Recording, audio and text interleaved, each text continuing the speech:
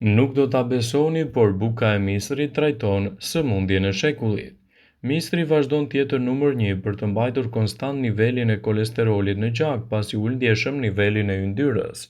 Ai luan një rol në prodhimin e energjisë trupore të njeriut. Misri është një burim i vërtet i proteinave dhe vitaminave.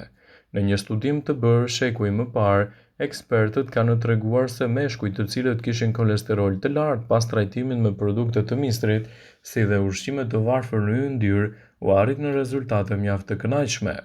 Misri gjithashtu është një burim shumë i mirë i energjisë sepse përmban vitaminat B, të domosdoshme për shëndetin e njeriut. Në vendin tonë një përdorim të veçantë ka zënë buka e misrit dhe gjithmonë është rekomanduar për njerëzit që vuajnë nga hipertensioni. Rezultate të mira jep nëse konsumohet së bashku me kosin pa yndyrë.